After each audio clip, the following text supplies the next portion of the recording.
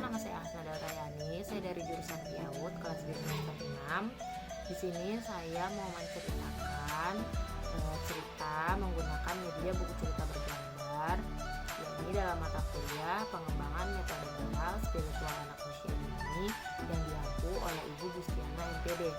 Nah, sebelumnya dalam membuat buku cerita bergambar ini ada bahan-bahan yang kita persiapkan. Nah, berikut bahan-bahan yang dipersiapkan dalam membuat buku cerita bergambar ini.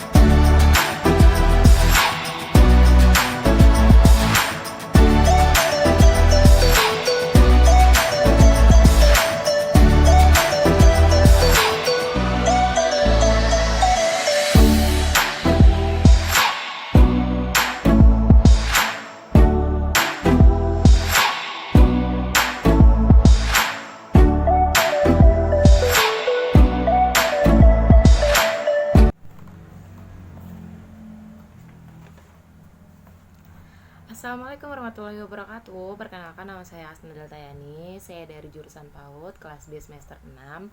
Nah, di sini saya mau menceritakan tentang memberi pelajaran kuda sombong. Nah, langsung aja ya kita cerita. Nih. Pada suatu hari ketika si kancil sedang berjalan-jalan di hutan setapak, tiba-tiba ada si kuda yang berlari sangat kencang mendahuluinya lalu berkata, "Hai kancil, jelek, ayo kejar aku kalau kamu bisa," kata si kuda. Lalu kancil pun kaget melihat si kuda yang berlari sangat kencang mendahuluinya. Lalu si kancil pun berkata, "Dasar kuda, jangan sombong ya, aku bisa kok berlari cepat seperti kamu. Kita lihat saja besok di pertandingan." Nah, terus esok paginya acara perlombaan pun segera dimulai, sementara si kuda sedang asyik merumput yang tidak jauh dari tempat perlombaan.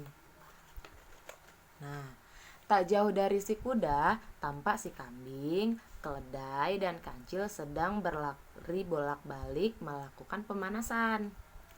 Nah, selanjutnya, setelah merumput, si kuda pun menghampiri kancil yang masih melakukan pemanasan. Lalu kuda pun berkata, "Buat apa kamu melakukan itu, Cil? Buang-buang waktu saja," kata kuda. Lalu kancil menjawab, "Ini namanya pemanasan tahu, agar otot-otot kita tidak tegang." Lalu kuda pun menjawab lagi, "Alah, itu pasti kamu berbohong, kancil. Kamu melakukan itu hanya bergaya-gaya saja kan, supaya kamu dilihat oleh yang lainnya. Buktinya aku tidak pernah tuh melakukan pemanasan dan otot-ototku pun tidak pernah tegang." Lalu si kuda pun pergi meninggalkan si kancil. Nah, tepat pada pukul 10 pagi pertandingan pun akan segera dimulai. Prit! Terdengar suara peluit panjang dari panitia pertandingan, menandakan bahwa pertandingan akan segera dimulai. Lalu si kancil, keledai, kambing, dan kuda segera menuju lintasan lari. Nah, aba-aba pun segera dibunyikan. Ketika dibunyikan, si kuda langsung berlari meninggalkan mereka dengan begitu cepatnya. Nah, teman-teman si kancil pun berteriak, memberi semangat pada si kancil sehingga kancil terus berusaha berlari mengejar si kuda yang sudah tertinggal sangat jauh di depan. Nah,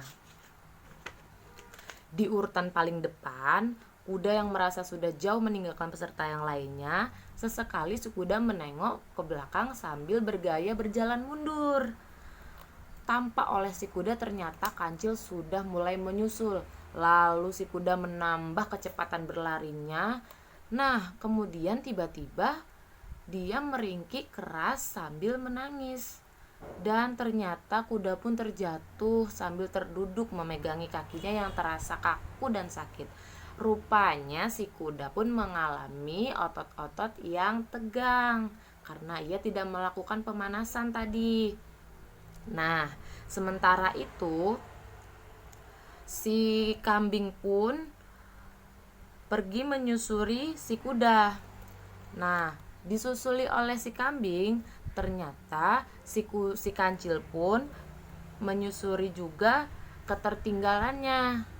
Nah, udah itu si kancil pun berhasil menduduki posisi pertama. Nah, akhirnya si kancil pun memenangkan lomba lari tersebut dalam juara pertama. Nah, disusul oleh posisi kedua dengan si kambing dan posisi yang ketiga oleh hewan-hewan yang lainnya. Nah, lalu si kuda pun didatangi oleh para medis yang terdiri dari gajah dan badak. Si gajah yang sudah hafal sekali dengan sifat buruknya si kuda yang selalu mengejek binatang lain sengaja menakut-nakutinya. "Wah, gawat nih, otot kamu sepertinya tidak bisa pulih lagi. Lihatlah, ini kaku sekali seperti batang kayu," kata si gajah. Lalu kuda pun merasa sangat ketakutan dan cemas karena takut kakinya tidak bisa sembuh dan tidak bisa berlari lagi. "Nah, jangan begitu dong Pak Gajah, tolong sembuhkan kakiku ini agar aku bisa berlari lagi seperti sedia kala. Aku berjanji apapun permintaanmu akan aku tepati," kata si kuda. Lalu gajah pun menjawab, "Benarkah?" kata gajah. Nah, "Oke, baiklah kalau begitu, tapi kamu harus berjanji ya," kata gajah. Lalu kuda pun menjawab, "Iya, saya berjanji." Kemudian dengan diurut sebentar saja kaki kuda pun sudah mulai bisa digerakkan dan rasa sakitnya pun sudah mulai berkurang. Nah, sebenarnya kalaupun gajah tidak berjanji apa-apa dan kuda pun tidak berjanji apa-apa, kakinya pun akan sembuh karena itu adalah tugas sebagai gajah dan badak sebagai para medis. Nah, tapi kesempatan ini digunakan untuk merubah sifat buruk kuda, dan gajah pun akan menggunakan supaya kuda mau merubah sifat buruknya itu, kata gajah. Nah, sekarang kaki kamu sudah baikan. Aku mau menagih janjimu, kata gajah. Baiklah, katakan Pak Gajah, apapun yang kamu inginkan akan aku turuti, kata si kuda. Saya hanya minta kamu untuk berubah sifat buruk kamu yang kurang baik itu. Jangan suka meremehkan binatang lain dan janganlah sombong pada sesama hewan. Itu saja permintaanku padamu, kuda, kata gajah. Nah, selanjutnya kuda pun terdiam merenungi kata-kata si gajah, lalu pergi menemui kancil dan binatang lainnya. Rupanya aku selama ini sudah banyak salah, Cil, padamu dan juga pada kawan-kawanku yang lain. Aku telah berbuat kesalahan, telah berperilaku sombong dan jahat pada teman-temanku. Dan hari ini masih ada yang mau mengingatkan aku atas semua kesalahan aku, kata kuda. Akhirnya kuda pun meminta maaf pada kancil dan juga teman-temannya yang lain.